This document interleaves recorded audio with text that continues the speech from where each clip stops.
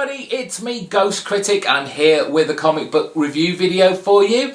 A nice healthy stack of 8 comics were picked up this week. If you'd watched my Wednesday Comic Book Day video pull list, you will already know what I'm picking up. But I'm going to do something a little different this week, and it was kind of instigated by a comment left on that Wednesday video from Epic Lotus. Sandman issue 2. Yes, this was the comic that was kind of the drive for this themed video this week.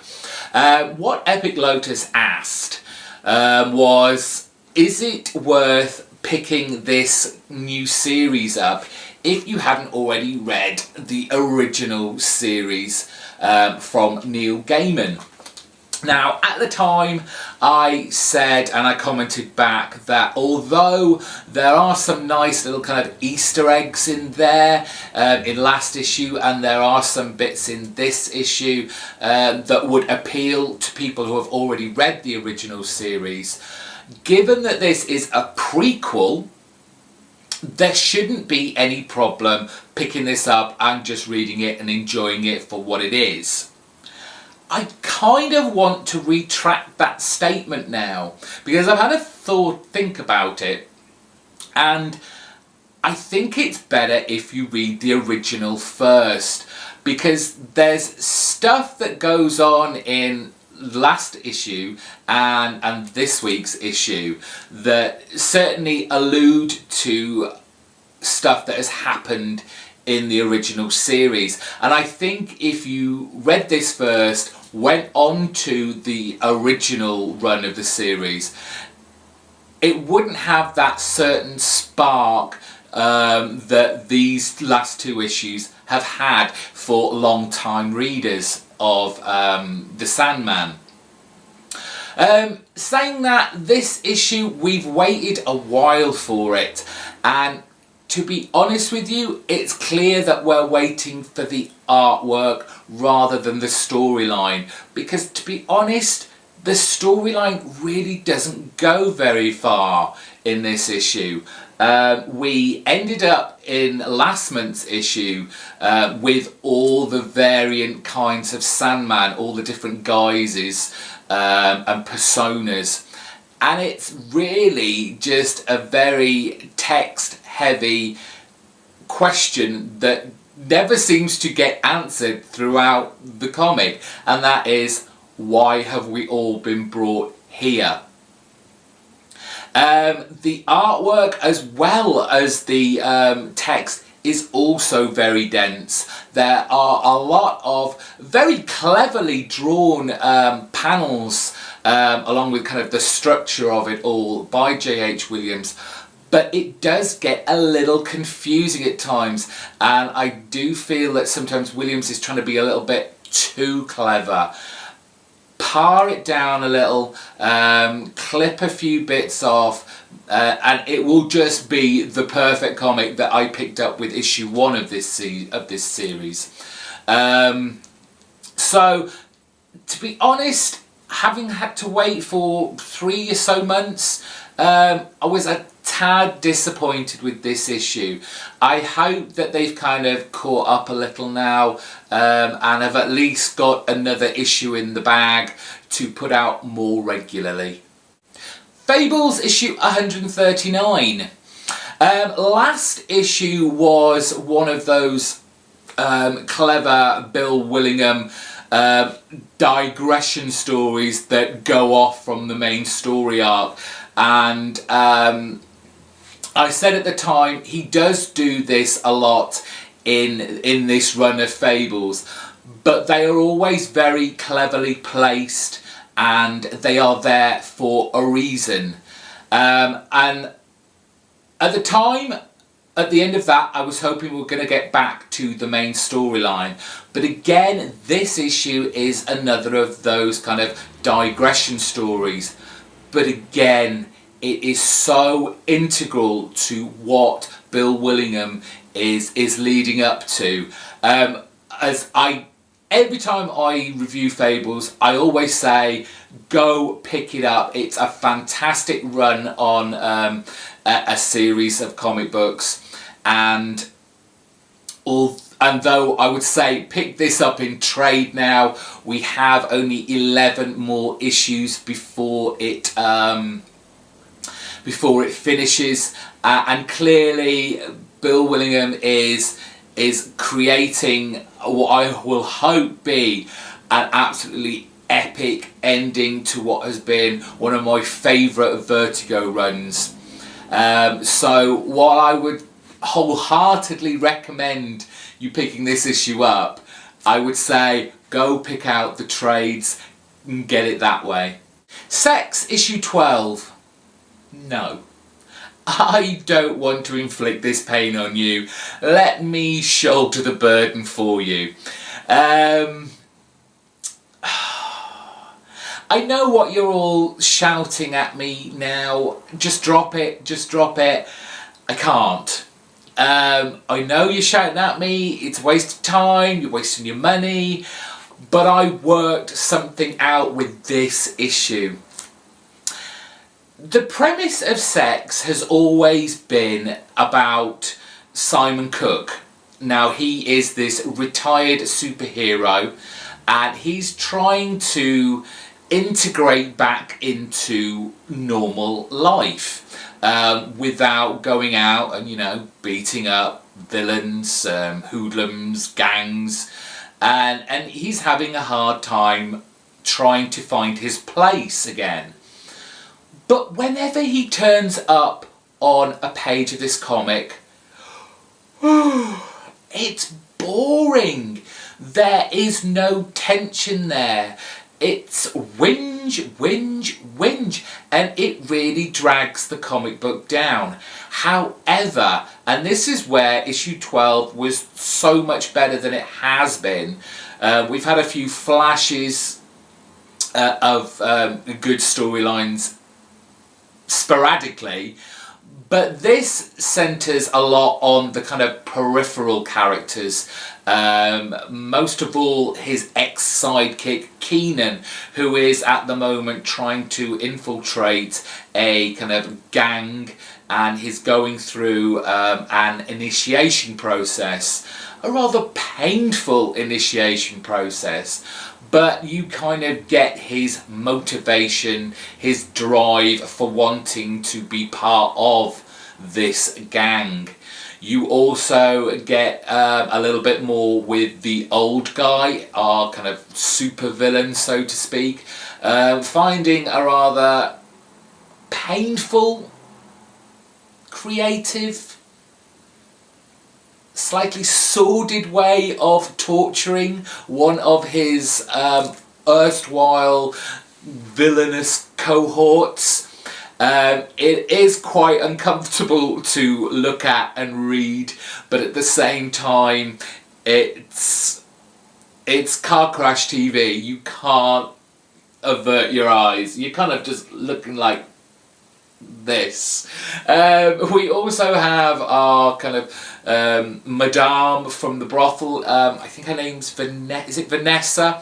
By the end of this comic book, she's opened a door she probably shouldn't have, and all because she's kind of let her guard down and trying to show her more softer side as a boss of what are basically prostitutes.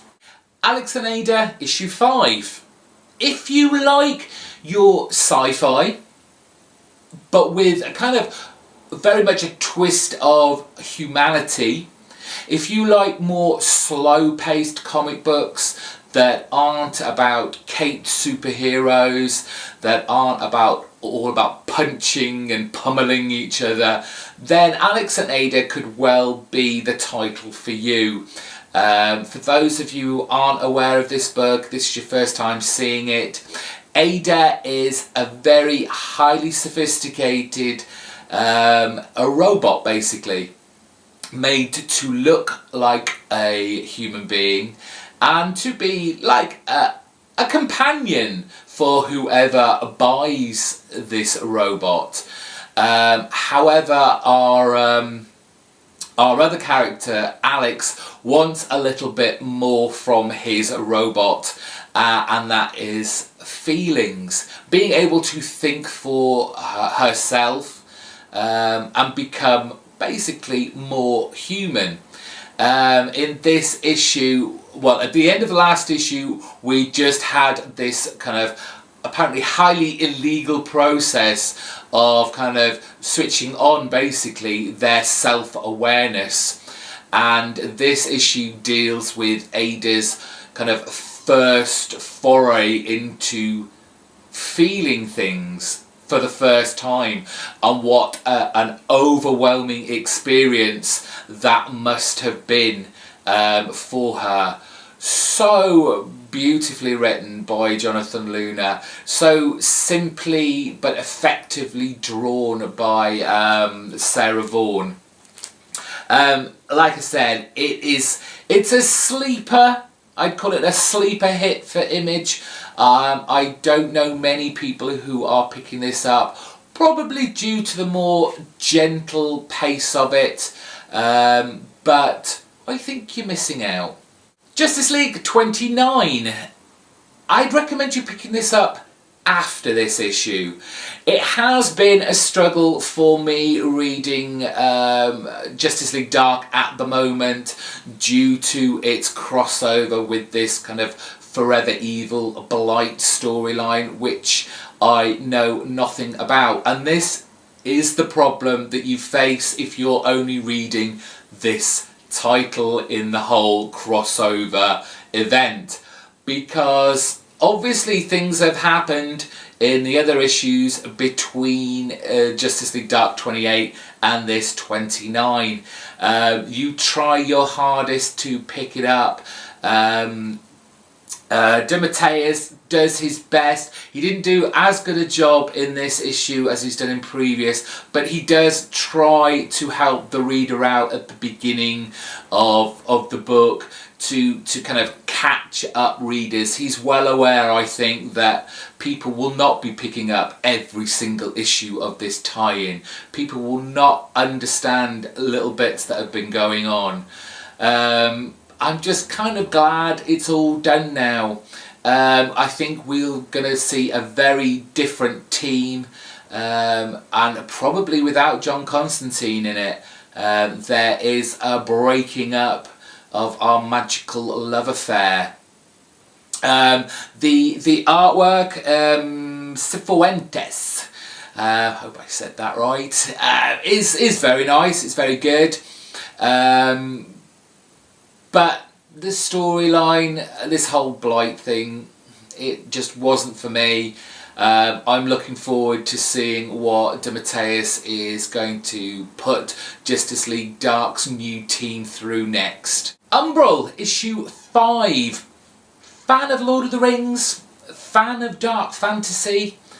Fan of history stories? Then this is probably the issue for you, and the title for you too. Yes, our dark fantasy fairy tale Lord of the Rings-esque title, and this is all about, as the title of this issue is, the myth of history. It's all about the history of our umbral universe, where these kind of demons have supposedly come from, why they are coming back, why they are here, what they are after. And of course, people's versions of histories often change and are often challenged by each other. And we certainly see two sides of the same story here in Umbral. I really actually enjoyed this. It was nice to kind of get a bit more about the universe that we are living in, where this is all kind of sprung from, giving us kind of a foundation, a base to fill in the gaps of what has gone before. I think this is going to shape up to be a really good title. Fatal issue 21, and another series that is coming to an end with only 3 more issues to go. And while I would thoroughly absolutely recommend you pick up this this title.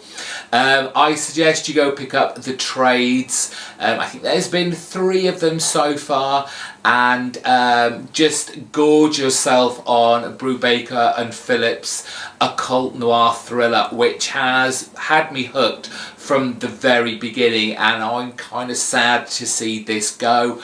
But go it is.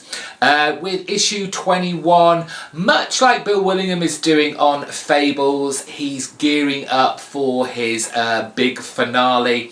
And here we have Josephine laying plans and plots for her final endgame, with obviously a besotted man in tow.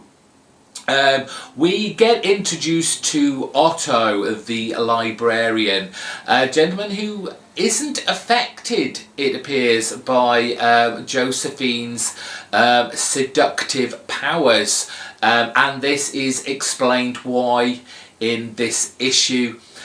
We go to a rather eyes wide shut type of party. If you've seen the Tom Cruise Nicole Kidman film, you'll know what I'm talking about. So Josephine can steal something that is clearly going to become very important to the final outcome of this great title. Phillips' artwork, as always, great stuff. Every kind of era that this book has gone through, Phillips has been able to really evoke that time, that moment in time, and it's just made it all the more appealing to turn a page of this comic book. So yes, you should be reading Fatale. Deadly Class issue 3. And yes, you should definitely be reading Deadly Class. Rick Remender, Wes Crave throw out just another hit issue of this new Image series.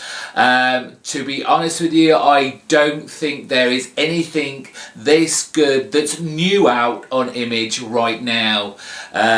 Just another very cleverly plotted, well-paced storyline. If you remember from the end of last month's issue, our kind of headmaster of the school had set our group of Deadly Class students some homework. They had to go out and kill a homeless person, basically, dispose of the body and not get caught. So our main character, Marcus, hooks up with Willie, and they go out in search of basically a transient to kill. But the thing is, right at the very beginning, it almost doesn't even happen. Marcus wanting to show off a little bit to his kind of new friend, which almost causes his death.